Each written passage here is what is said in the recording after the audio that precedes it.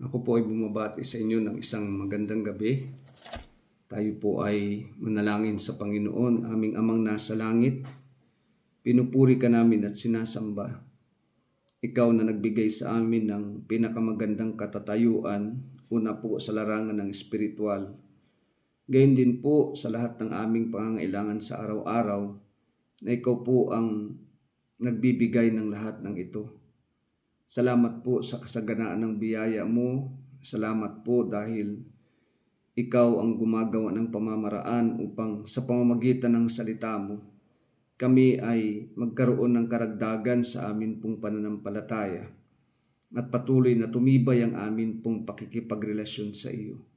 Sa pamamagitan ng mga salita mo, tinuturuan mo kami ng mga nararapat naming gawin upang kami ay maituwid sa mga likong gawain at maakay kami sa isang matuwid na pamumuhay. Kaya't pangunahan niyo po kami, ikaw lamang ang siyang mahayag sa pangalan ni Jesus. Amen. Ang ating pong babasahin ay kukunin po natin sa aklat ng unang Juan, Kapitulo 2, talatang 10. Ang umiibig sa kanyang kapatid ay nananatili sa liwanag at hindi siya magiging sanhi ng pagkakasala ng iba. Mga kapatid, ito po yung salita ng Diyos. Tayo po ay nagpapatuloy sa ginagawa po nating pag-aaral sa aklat ng unang Juan na kung saan tinalakay po natin yung mga hadlang sa atin pong pakikipag-fellowship sa Diyos. Unang-una na nga po dyan ay ang kasalanan.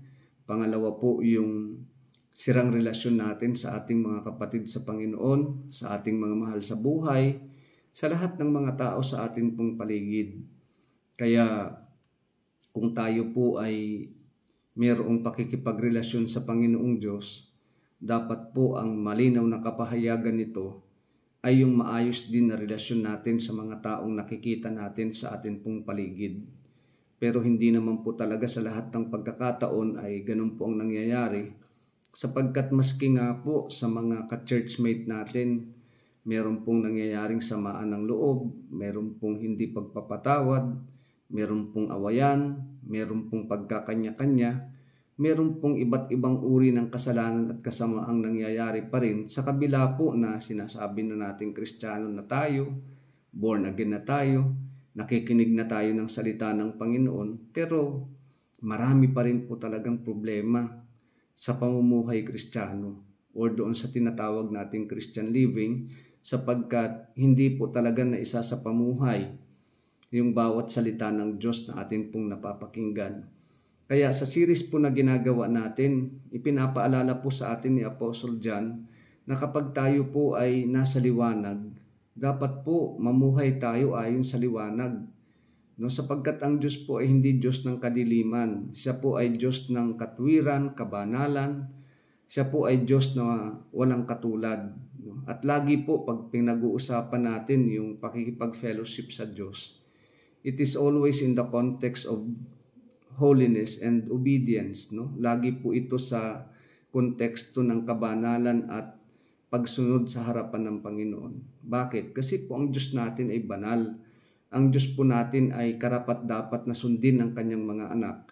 Kaya po dapat tayong mga nagsisimba, tayo pong mga pumupunta sa gawain ng Panginoon, ay maisabuhay po natin, masunod natin kung ano po yung sinasabi ng ating Diyos na pinaglilingkuran. Sapagkat napaka mapanganib po talaga kung hindi po natin susundin yung mga utos ng Panginoon. Partikular na nga po itong pag-ibig natin sa ating kapwa-tao, na mayroon pong mga pangyayari na kahit magkakapatid na sa Panginoon, ay mayroon pa rin pong puot na nararamdaman sa isa't isa, hindi pagpapatawad. Kaya kapag nanatili po tayo doon sa galit, sa puot, sa sinumang tao, may panganib pong ibinibigay ito sa atin. Ang isa po sa panganib nito, kahit anong gawin nating pagsamba sa Diyos, hindi ho natin mararanasan yung intimate na pagsamba sa Panginoon. Hindi ho natin mararanasan ang presensya ng Panginoon kasi meron po tayong tinatagong sama ng loob, puot at galit sa atin pong puso. Hindi lamang po iyon, hindi papakinggan ng Panginoon yung atin pong dalangin. tayo po ay hindi makakaranas ng pagpapala mula sa Panginoon na supposedly po mararanasan at matatanggap dapat natin. But because of our sins, ito po yung nagbablock doon sa pagpapalang nais ibigay sa atin ng Panginoon. Imagine niyo po ang buhay nating Kristiyano kapag pinili po natin yung magtago ng kasalanan, pinili po natin yung puot at galit, na ang atin pong kalalagayan, sira ang relasyon natin sa Diyos, hindi natin mai-enjoy yung pagsamba natin sa Diyos, hindi papakinggan ng Panginoon yung ating mga dalangin, i-withdraw ng Panginoon yung mga pagpapalang dapat na maranasan natin dahil po sa mga kasalanang ginagawa natin sa Diyos, mga kapatid sa Panginoon. Napakalungkot po na buhay ng Kristiyano yun kapag ganon, no? Kasi ang plano at kalooban po na sa atin ng Panginoon, ma-enjoy natin yung atin pong pakikipag-fellowship sa Kanya, yung pakikisama natin sa Kanya.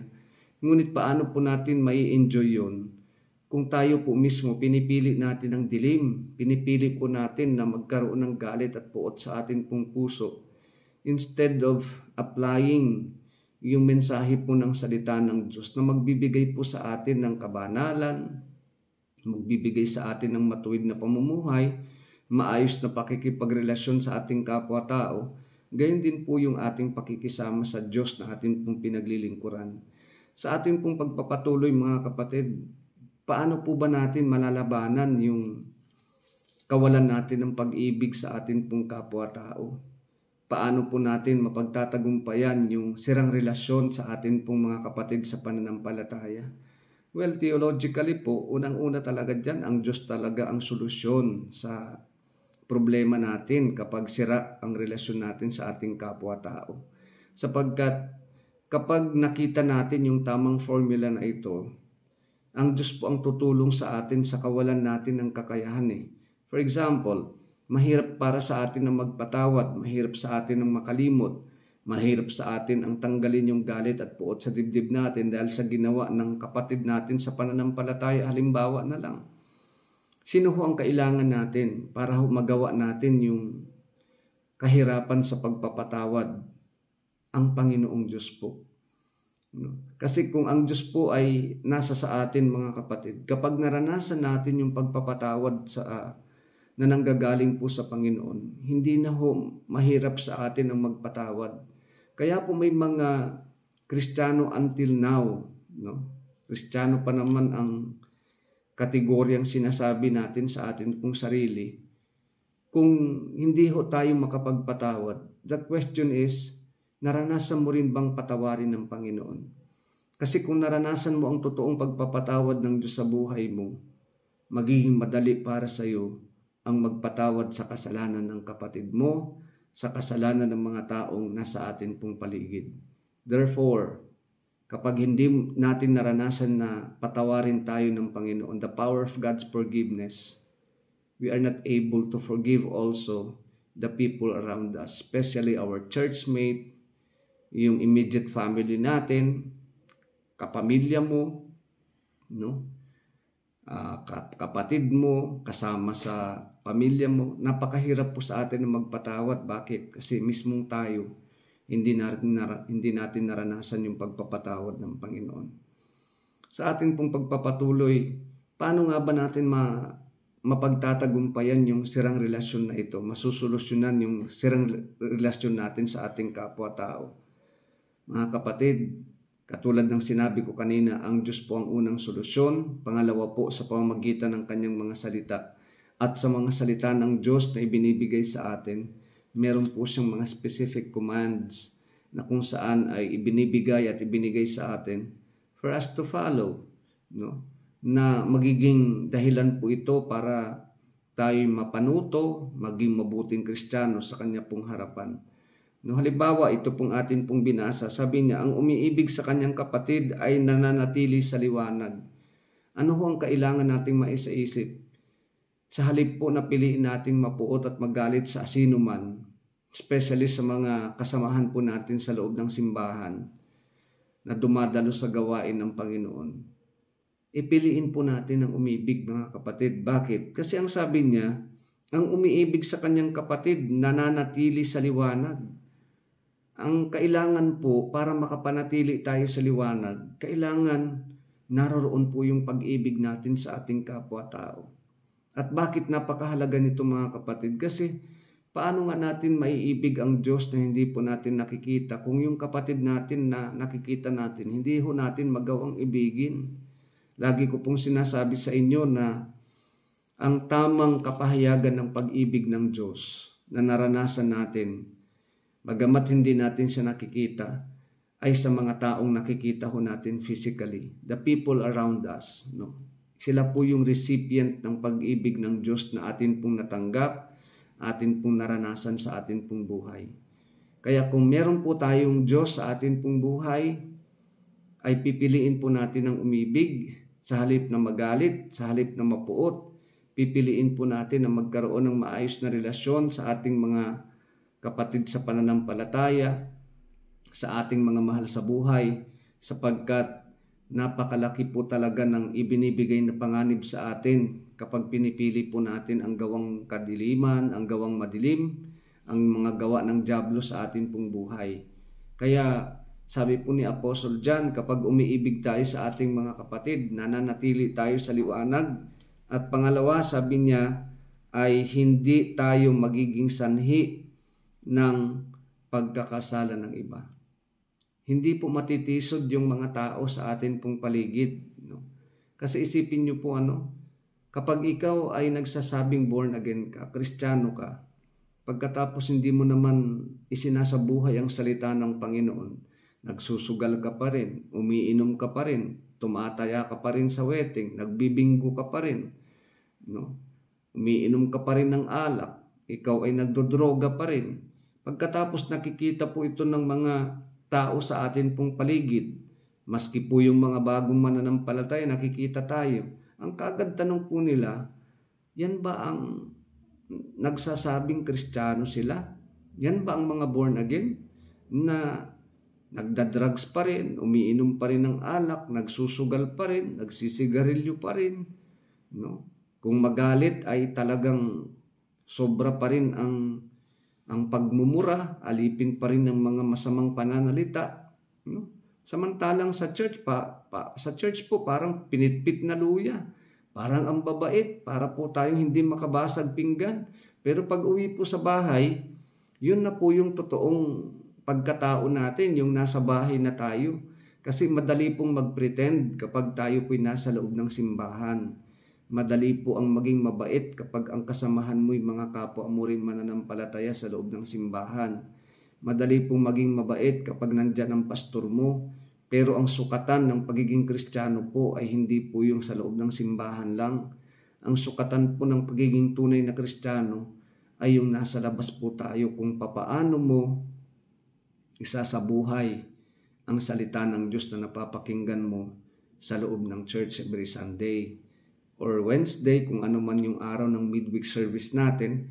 Yun po yung sukatan mga kapatid pag ikaw ay nasa labas na ng simbahan at nagawa mong maging matino, nagawa mong hindi na magmura, nagawa mong makihalubilo sa kapwa mo ng maayos, ng mapayapa. Ikaw ay hindi na nakakapagpakita ng mga bisyo mo dati, malaya ka na sa lumang buhay mo. Yun po ang tunay na pagiging Kristiyano mga kapatid.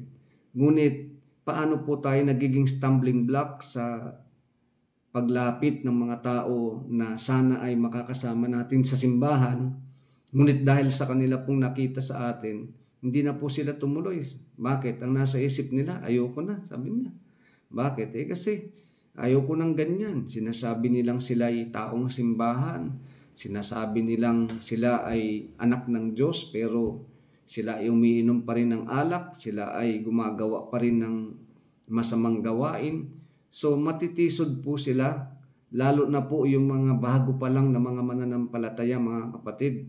Tayo po ang nagiging modelo dapat sa kanila. Pero paano po tayo magiging modelo sa kanila kung tayo pong mga dumadalo sa simbahan, sa halip na gumawa tayo ng mga bagay na mabuti, may kabanalan at matuwid sa harapan ng Panginoon, ang ipinapakita pa rin natin kasamaan, kasalanan, mga ugaling hindi pa rin maka-Diyos, no? Sipin mo, kagagaling mo lang ng simbahan, kung makasigaw ka, mga 1 kilometro ang layo ng lakas ng boses mo. Kung mag-away kayo ng asawa mo, batuhan, sigawan, no? Yan po ang kinababagsak ng maraming mga Kristiyano, mga kapatid, no? Yung buhay natin, hindi ho natin maipakita ng tama, hindi ho natin maipahayag yung Kristiyanong pamumuhay kasi nga meron po tayong sirang relasyon sa ating pong kapwa-tao. Tandaan ho natin, ang panlaban sa sirang relasyon, una ang Diyos, pangalawa ang kanyang mga salita, at pangatlo po yung pag-ibig natin sa ating mga kapwa mananampalataya at sa lahat ng mga taong nasa ating pong paligid. Wala pong magiging problema kapag lagi po tayong umiibig sa ating pong mga kapatid sa Panginoon. Hindi tayo gagawa ng masama sa kanila, hindi tayo magiging hadlang sa kanilang daraanan, hindi po tayo magiging daan para matisod sila, sa halip maging pagpapala po tayo at mahahamon po sila na sasabihin nila sa kanilang sarili. Makasama na nga dito sa nakikita kong ito na sumisimba tuwing araw ng linggo sapagkat nakita nila yung tunay na pagbabago sa buhay mo at buhay ko. Mga kapatid sa Panginoon, pinakamahalaga po sa lahat yung pagsisimba natin nakikita sa ating pong buhay. Pinakamaganda po sa lahat, kasundo mo ang lahat ng tao. Kahit hindi ka nila kasundo, ang mahalaga po, kasundo mo sila. Anong ibig sabihin? Kahit awayin ka nila, kapag ikaw ay taong marunong umibig, hindi mo sila gagantihan ng masama. At kung tayo po mga kapatid ay nagsasabing Kristiyano tayo, magpaka-Kristiyano po tayo mga kapatid. No? Lalo na po sa mga outsiders, no? Yung mga hindi pa nagsisimba, ay kailangan pong maipakita natin ang kaibahan ng mga taong may Diyos at ang kaibahan ng mga taong walang Diyos sa kanilang buhay. Kung kayo po ay napagpapala sa atin pong mga napapakinggan, pakilike nyo na lang po, pakishare nyo po ang ating pong video, at patuloy nyo po akong samahan sa ginagawa po nating series sa Book of 1 John. At nawa po sa bawat pag-aaral natin, maitaas natin ang Panginoon at patuloy na mapagpala tayo sa ating pakikipagrelasyon sa Panginoon. Again, maraming pong salamat sa inyong panonood. God bless us all.